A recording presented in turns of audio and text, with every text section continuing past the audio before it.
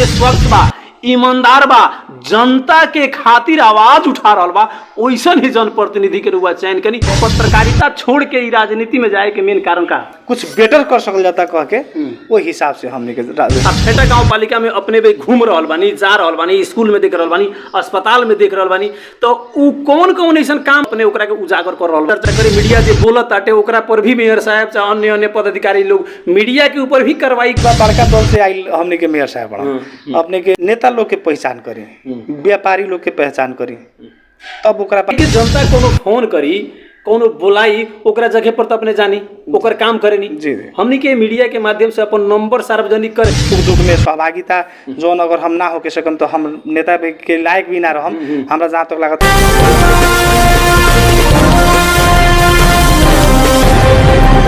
देश में 3 तरह के सरकार बाटे, केंद्र सरकार, प्रदेश सरकार और स्थानीय सरकार, यानी कि 3 तरह के सरकार बाटे देश में। आ फिर भी जनता के अवस्था जस के तस ही रहल बाटे। हर लोग जान रहल बाटे कि सिंह दरबार हमनी के गांव गांव में, टोल टोल में आ चुकल बाटे, लेकिन उस सिंह दरबार के जनता में कितना सदुपयोग हो रहल बाटे इ रउआ सभी लोग देख रहल बानी अभी के अवस्था के समय में। दर्शक बिन नमस्कार, हम बानी मुन्ना ठाकुर और रउआ देख रहल बानी परिवर्तन न्यूज। और हर लोग परिवर्तन चाहता, परिवर्तन के उम्मीद खोज रहल बाटे, लेकिन परिवर्तन देखे के संभव ही नहीं के मिलत। आखिर उ सब का है में देखल जाऊं तो अभी हर एक ठाव में नया युवा लोग नया जोश के साथ में, नया साथ में निकल रहल बानी और अपना जनता के प्रति लोकप्रियता बना के काम कर रहल बानी कि जनता के परिवर्तन देखे के मिले। और अभी हमनी के साथ में रहल बानी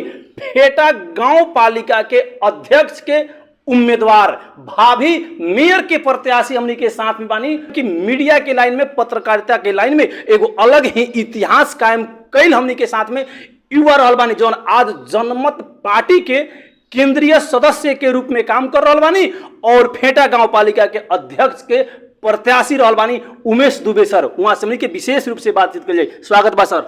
धन्यवाद मुन्ना जी। केंगा हाल खबर बाटे? सब ठीक बा सर। अपने तो पत्रकारिता लाइन में रहनी हो, जिंगा हम माइक बुक के आज सवाल हम कर रहल बानी, रुआ सवाल करते नहीं कोनो प्रतिनिधि से, लेकिन आज सर रुआ स्वयं एगो प्रतिनिधि बन के आ गांव गांव में जाके सेवा कर रहल बानी, टोल टोल में जाके अपने सेवा कर रहल बानी। तो सर का है पत्रकारिता छोड़ के ई राजनीति में जाए के मेन कारण का बा कि पत्रकारिता क्षेत्र से भी जनता के सेवा हमने कोई नहीं 26 साल, अब राजनीति यात्रा से भी जनता के सेवा कर सकल जाता, कुछ बेटर कर सकल जाता कह के वो हिसाब से हमने के राजनीति में प्रवेश कर। यानी कि पत्रकारिता से बेहतर, यानी कि राजनीति में अइला से कहीं ना कहीं बजट आई, विकास आई, वो माध्यम से जनता के कर सके, वो हिसाब से अपने पत्रकारिता पेशा से एमे लागल बानी।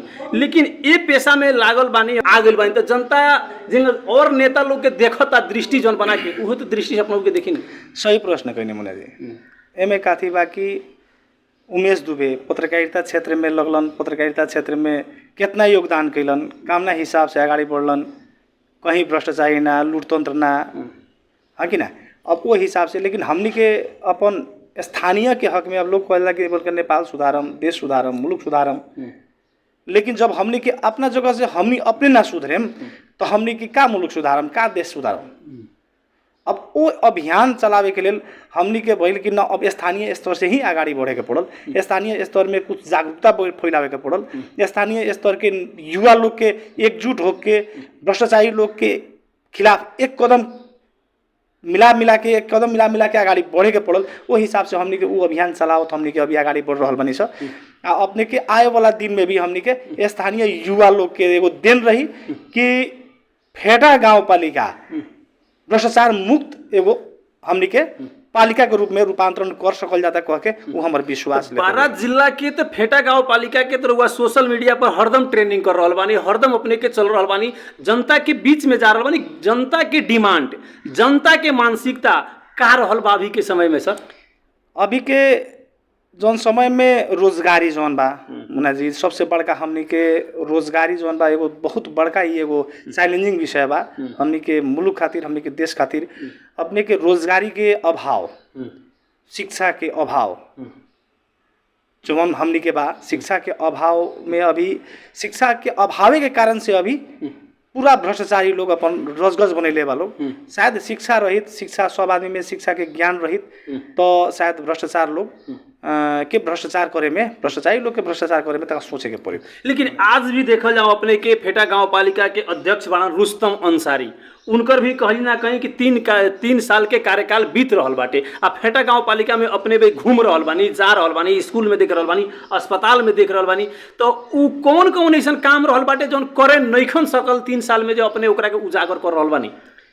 का बा मुन्ना जी, स्थानीय पालिका 79 के जोन बेरा हमने के स्थानीय पालिका के निर्वाचन जोन भइल, निर्वाचन में रुस्तम जी जीतलन। एगो युवा जनरेशन, एगो युवा उजागर, एगो जागरण जोन बा, युवा जोन कर सकी कह के एगो जोन उजन हमने के फेटा गांव पालिका के 7 वार्ड के जनता जोन विश्वास कैलक, आ विश्वास करके जोन आदमी रुस्तम जी के जीतैलक, उ विश्वास पर खड़ा ना उतरे सकलन, खड़ा ना उतरे सकलन।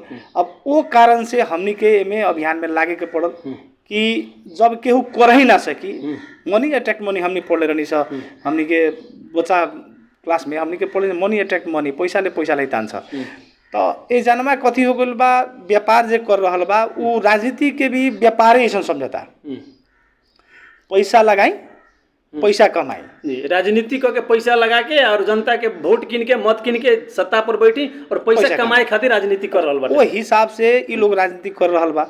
अब वो हिसाब से राजनीति कोई लोग तो विकास का काम कहाँ आगाड़ी बढ़ी।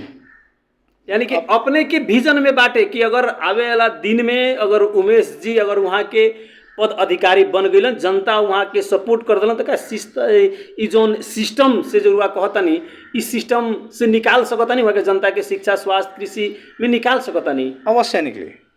का बा कि अपने के अब जगह शिक्षा शाखा के अगर बात करल जाए, शिक्षा क्षेत्र के बात करल जाए, फेटा गाँव पालिका 7 गो वार्ड बा, 18-19 गो विद्यालय बा। विद्यालय 18-19 गो विद्यालय सुधार करे में 2 महीना काफी बा। सबसे पहले तो विद्यालय के हक में कहल जाए तो एजन व्यवस्थापन समिति जे चूज करता लोग, अपने के फेटा गांव पालिका के सभी अपने के जोन हमनी के कहल जाए कि अपने के व्यवस्थापन समिति के विषय में, व्यवस्थापन समिति के विषय में अपने के कहीं भी बैठक कह के अध्यक्ष सुन नहीं खेलो। अपने के आज तो हमने के प्रदेश नंबर 2 के मुख्यमंत्री सतीश कुमार सिंह जी भी कह रहा बानी कि हर स्कूल से कहीं ना कहीं व्यवस्थापन समिति के हटावल जाओ, व्यवस्थापन समिति के जरूरी नहीं है। एकरा के रउआ केंगा देखतानी कि वास्तव में हटा देवल जाए व्यवस्थापन समिति तो शिक्षा और मजबूत हो जाएगी ना? मजबूत तो होई, मजबूत। अब हम ओकर कारण भी बताओ तनी। जितना हमनी के अगर जौन हमनी के प्रदेश नंबर 2 अर्थात मध्य प्रदेश के जौन हमनी के माननीय मुख्यमंत्री सतीश सिंह जी बानी, जौन ई केंद्र सरकार से मांग कैले बानी, ई सराहनीय योग्य बाटे की कारण। अब एमे व्यवस्थापन समिति कहेला, हमरा कहे के मतलब व्यवस्थापन समिति अपने बताई ना, फेटा के हक में कहम तो अभिभावक के रे व्यवस्थापन समिति के अध्यक्ष कहाँ से चुनाला? अभिभावक के बीच में से चुनाला, जवन की उ अभिभावक कोनो भी मतलब विद्यालय में अभिभावक में से अध्यक्ष नहीं के चुनावी, उ अपन पॉकेट के अपन कार्यकर्ता को लोग के आगाड़ी बढ़ावल बा। जेकर बाल बच्चा में ना पढ़ेला, ओकर शहर में पढ़ेला, विदेश में ओकर बाल बच्चा काम करता, उ आदमी ओइ जन्मा चुनाइल बा अध्यक्ष में, उ का सुधार करियन? मतलब उ का सुधार होई? जेकरा नॉलेज ही नहीं के उ का सुधार? यानी कि माने पहले जो रहलक हुए हुक्मवादी सत्ता वाला लोग, आज भी वैसन हुक्मवादी सत्ता वाला लोग के देखे के मिल रहा।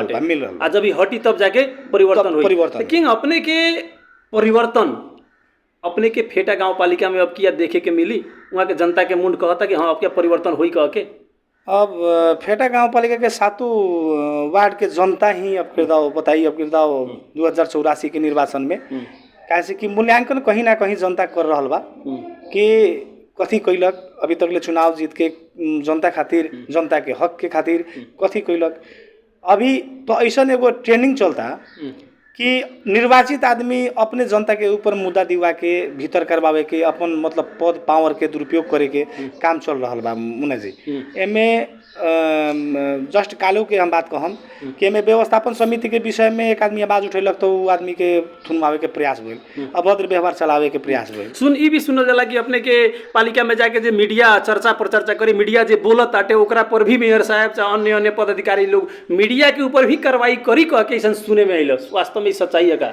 अब एमे काती बा बड़का दल से आइल हमने के मेयर साहब बड़ा अपने के अब बड़का दल कहले के मतलब नेपाली कांग्रेस से वहाँ के विवेकशील पार्टी से लड़नी नेपाली कांग्रेस के वोट से वहाँ के जीतबो कैनी पूरा फेटा गाँव पालिका के जनता लोग जान रहा बा लेकिन उ जौन पारा जौन बा उनकर लगे जौन ईगो बा उ रहले रह गइल उ पार्टी तो छोड़ल लेकिन ईगो बा उनकर रहले रह गइल अब वो कारण से उनकर ईगो बोलेला उ ना बोलेलन उनकर ईगो बोलेला मुना जी। लेकिन अब वैसन पदाधिकारी जी लोग के अब जनता के वोट लेके जनता के मत के दुरुपयोग करे वाला लोग के खैर कहीं भी नहीं खे। एगो खाली फेटा गाँव पालिका ना हर ठाव में देखल जाओ हर जनता आक्रोश बा। 3 तरह के सरकार बा फिर भी जनता के निराशापन ही हाथ लागल बाटे। अपने के सभी जनता से का कहे के चाहे? हम जनता से एक गो आग्रह कथी करम कि नेता लोग के पहचान करी व्यापारी लोग के पहचान करी तब ओकरा बाद अपन एकाधिकार जौन मत होकेला मत के प्रयोग करी मत के खेर न फाली हल्का हल्का लोभ के खातिर हल्का हल्का कोनो चीज में कहीं आर्थिक कहीं मतलब काम लगाए तनी तो कहीं योजना छुटियाए तनी कह के जौन लोभ बतावत चल रहा बा लोग उ लोभ में ना पड़ के अगर अपन एकाधिकार जौन मत के प्रयोग करम वही अपने के बाल बच्चा के भविष्य लिखी। यानी कि मिशन 84 में अपने के पूरा लाग चुकल बानी जनता के पूरा घर दहलो में जाके ओकरा के बता रहल बानी समझा रहल बानी बुझा रहल बानी। जी जी जी। अच्छा अपने के उमेश सर अपने के जनता कोनो फोन करी कोनो बुलाई ओकरा जगह पर तो अपने जानी ओकर काम करे नी जी। हमनी के मीडिया के माध्यम से अपन नंबर सार्वजनिक करे जी। नेताजी लोग सार्वजनिक ना कर लाई कहीं फोन करके टचर करी केहू कही कि तो रात बिरात के बुलावलो तो जानी नू अपने के जनता लोग 12 बजे 2 बजे रात तक ले भी बोले रातियो हम आइल बानी 2 बजे मुना जी। अब रहल बात यही जनमा अपन नंबर सार्वजनिक करे के हम एकदम हम चाहम कि हम अपन नंबर सार्वजनिक करी आज कोनो भी अगर वैसन का क्रियाकलाप देखल जाता चाहे सुनल जाता चाहे मतलब अपने लोगन के अगर सुख दुख में सहभागिता जौन अगर हम ना होके सकम तो हम नेता के लायक भी ना रहम हमरा जहाँ तक लगता वो कारण से हम अपन नंबर भी हम दे देता नहीं। एक बार रुआ अगर फेटा गाँव पालिका से देख रहल बानी तो हमनी के साथ में बानी उमेश दुबे जी जो नंबर सार्वजनिक कर रहल बानी कॉपी पेन ली और उठा के नंबर लिखी 12 बजे 1 बजे जब भी फोन करी रुआ आ चेक करी काहे कि अब चलनी से चाल के आ तब जनप्रतिनिधि चुने के मौका आ चुकल बा काहे कि अपने के हर लोग के देख ले बानी। एक बार हम ही ना कहें कि इहे के देखी वैसन बात हम ना कहें अपने के पूरा फिल्टराइज करी और फिल्टराइज कइला के बाद में जे स्वच्छ बा ईमानदार बा जनता के खातिर आवाज उठा रहा बा वैसन ही जनप्रतिनिधि के रुआ चयन करी। नंबर एक बार उमेश जी के जरूर रुआ याद करी नंबर बोली सर। जी हमारा नंबर 98511 98511 21860 21860 जी नंबर बा उठेला जी हमार 24 घंटा ही दूसरो नंबर बा जी नंबर एक और बा 98091 98091 20358 20358 यानी कि नंबर ही दोनों उठेला 24 घंटा फोन 24 घंटा उठेला जी जी जी जी। चलिए सर बहुत बहुत धन्यवाद हमनी के साथ देनी है और ओकरा खातिर अपने के दिल से धन्यवाद। जाते जाते 1 मिनट में फिर से का कहें अपना जनता के खातिर कह दी जनता लोग के हम एक गो आग्रह करम कि जौन 84 के जौन मिशन बा वो अपने चुनाव लड़ी आ अपने जीती। अब किरदाव के 84 के जौन निर्वाचन हुई फेटा गांव पालिका के हरेक जनता लड़ी आ उहे जनता जीती।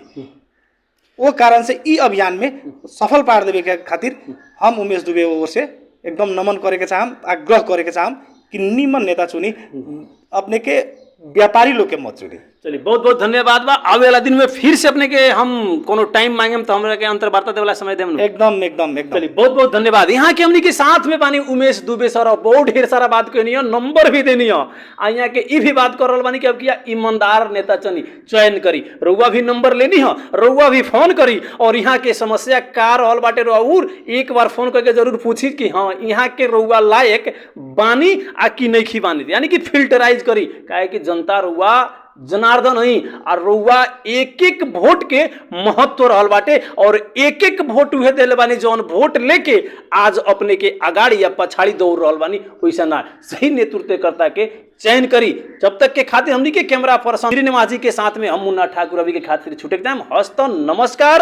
अपने ई पेज पर बिल्कुल नया बानी तो हमनी के मित्र पेज पर बानी तो फॉलो कर देम यूट्यूब पर बानी तो सब्सक्राइब जरूर करें। हस्तो नमस्कार प्रणाम अपने सबके जय हो जय नेपाल।